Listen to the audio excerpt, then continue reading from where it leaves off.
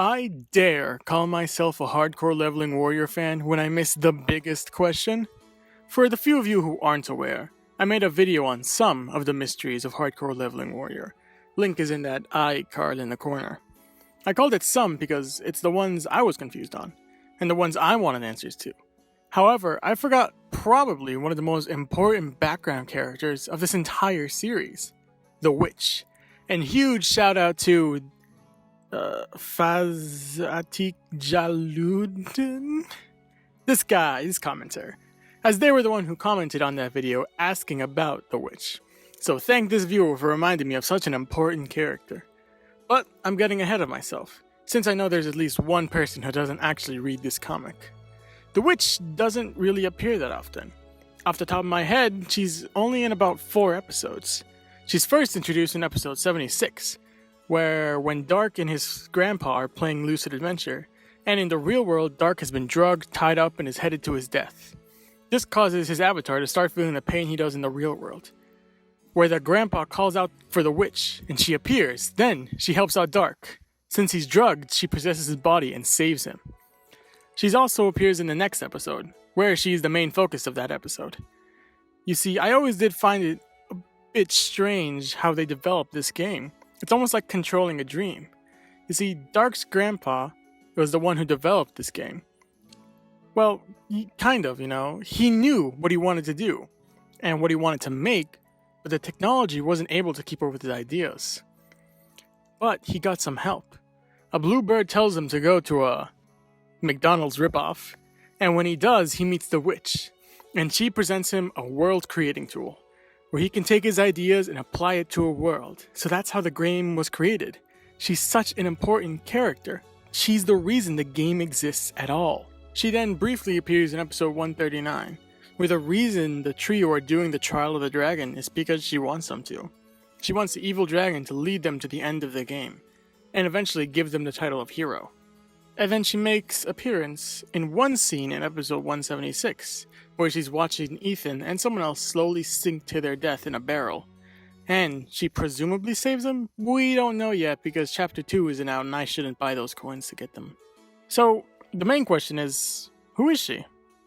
Well, let's establish what we actually know about her. She's apparently over 1,000 years old, and she has sold her wares to other companies for quite the sum of money. Anyways, we're first introduced to this backstory when it says, monsters, angels, devils, immortal, God's messenger, aliens. They are the words that refer to it in this world. Right now, it is known as the Witch in this world. This is referring to her. We don't know her actual name or title, but we do know what she looks like, a young female. We also know that she gives Dark's grandpa the tool to help create Lucid Adventure. Something I didn't tell you was what she actually called the tool. She called it the world-creating toy. Toy? Something that creates worlds is just a toy? And what aspect of this world is this tool a toy? I think it's referring to this definition of the world. An object, especially a gadget or machine, regarded as providing amusement for an adult. Since she says before, the gods also play around with their toys. I don't know why, maybe they get bored too. I've never met them before. Now, there are a couple things we can glean off from that section. First, gods. So, canonically, there are gods, right? Maybe gods or god-type figures. Also, we may not be 100% sure of who the Witch is, but we can eliminate God, God's messenger, angels, and devils. Why? It's simple, because of the phrase, I've never met them. It's going to be practically impossible to be any of these things if you've never met a god. Now, something else we find out is that she knows that the game is going to end. When she saves Dark, she says, well, you're one of the many who will see the ending for this game, so I can't just let you die. Your life will be twisted a little bit though. She knows that this game will have an ending, and that Dark will see it. Now, this happened all the way back in episode 76. So she somehow knew that something was going to happen in this virtual world. Whether it be the end that was in episode 174, or an end we're going to see later. So she has very clearly seen, or at least predicted the events that are going to happen, like some strange fortune teller. It's also clear that she has power in both worlds. One, she helps create the world, and the other, she's clearly using some sort of power in the real world. So that brings it up. What is she doing? There are a couple theories out there already. I haven't read any of them, but that one viewer suggested that the world of Lucid Dream is an alternate reality. That's how the witch can jump between the two, and that's why humans can do the same. Although not to the same extent as the witch. We can seemingly transport ourselves into the world of lucid adventure through a phone. We need that bridge, unlike the witch who can just jump between these two worlds without a device. I do like this idea, but there is something that stuck out to me while reading these chapters again. And it kind of made me think of something else, and this will definitely be a hot take, if you will. Check this moment out. The moment where the witch possesses Dark's body in the real world. Notice anything strange about it? Well, other than a powerful entity is possessing a small child. It's right here. See, Lucid Adventure has many features to it. One of the most iconic, well, at least for me it is, are the skills. When a player uses the skills, there is a text for us to read. It usually goes like, use skill, and then the skill name. It happens using almost every skill. There are moments where skills don't say that, but if it is like that, it's usually like use secret skill, or double skill, advanced skill, or even like the player's name, like master swordsman skill, or great swordswoman Sora's skill. They all have some sort of thing like this. Now look at this text of each of these types, and look at the possession text. Looks like the witch is using a skill in the real world, right? I just talked in depth on how skills use skill. However, there is seemingly one exception. Lacerate. Lacerate is a full version of Moonlight Slash. It cuts the enemies so cleanly that the enemies can't heal from it. Hardcore leveling warrior learns it from Novelist Han. It's his skill. And for those who don't know, Novelist Han is Dark's grandpa, the creator of Lucid Adventure. So we have a skill used by someone, and that skill is created by or used by a person in a godlike position. And when that skill is used, the term use skill isn't along with the text. This gives me two options.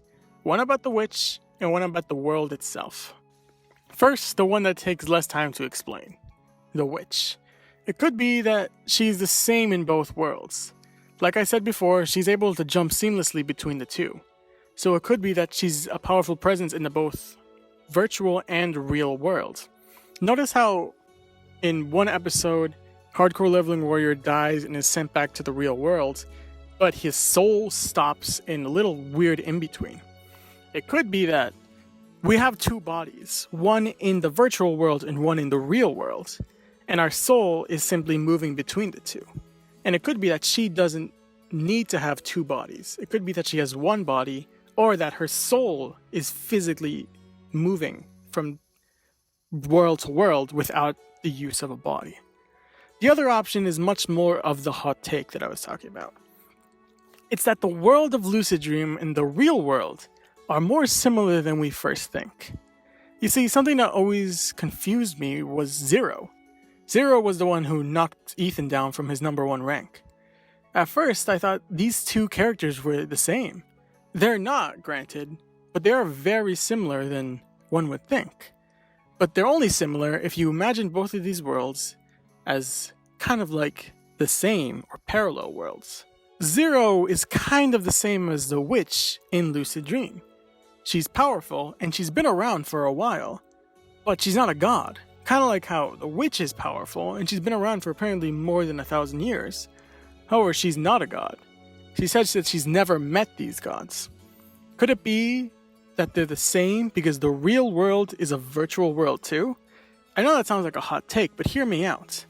The real world doesn't have gods. It just has people who created a virtual world. Kind of like Grandpa Dark is considered a god of the world of virtual adventure. The witch and Zero serve similar roles in their reality. They both have power and probably serve as an AI who oversees, kind of like making sure nothing goes too wrong. But that brings up why Zero is evil while the witch isn't, or seemingly isn't yet. That's because she wasn't created as well as the witch. The witch was created by the gods of the real world, seemingly smarter and more capable than the witch and the grandpa. So that when these two created the world, it wasn't as perfect as the real world. You can still jump between the two, so they both knew at the same time that both worlds exist. So that led to Zero finding out about the real world, and eventually wanting her to destroy the world because her data wasn't as secure as the witch's. This could also be why the witch knows that the world of lucid adventure will end, and she also knows who's gonna be there. Since it's likely that she was the one who created to be kind of like a monitor to people, she already knows what's gonna happen. Maybe not into the real world, but the world that she helped create, which is why Zero doesn't know that it's gonna happen. However, it could be that both of these worlds aren't virtual. Maybe they're just alternate worlds. I don't know 100% if it's one way or the other, but we'll see. While this video is mainly on the witch, I briefly want to talk about No Name. She sure as heck behaves as a player, but she doesn't seem to be one. She has the same personal attribute and moveset as Arms, with conceptual magic. However, she has no idea who Arms is. She vaguely looks like her, but Arms has been dead for some time now. The world doesn't seem to have overlapping personal attributes. Maybe it's because we've only seen a handful of people, but no personal attributes overlap. So seeing this NPC with someone's old personal attribute makes you think, what's with her? But she's also a little more than just that, and an old personal attribute. She can seemingly use the nightmare's power without it taking over, and she's the only one who's seemingly purified the nightmare's power, giving her all of the power of the nightmare, while seemingly none of the drawbacks. And she's also referred to as Zero's last daughter by the nightmare doppelgangers. So she has a direct connection to Zero, and if my last theory was correct about the witch, then she has a direct connection to her as well. So what? Well, something always seemed a bit strange to me was when the witch said this about Ethan. The more you think you were tossed away in the real world, the more you get obsessed with that fake world. Now, this being said, it makes it seem like these two worlds aren't the same, one being real, one being fake, but what I'm more interested about is the fact that she knows a lot about Ethan's background. She knows he's been tossed aside and beaten down by life. She knows that Ethan loves lucid adventure more than the real world. However, Arms kind of threw a curveball on this. Ethan really did love that guilt. He felt like he was part of a family, making him think that the world wasn't so bad, that he can feel loved and cared by people. However, when Arms dies, he most likely started to hate the real world even more. It could be that the No Name was created by Zero and the witch, and that the witch made No Name look like Arms and use the same skills so that Ethan will remember that feeling again. That feeling of the real world wasn't so bad as he thinks.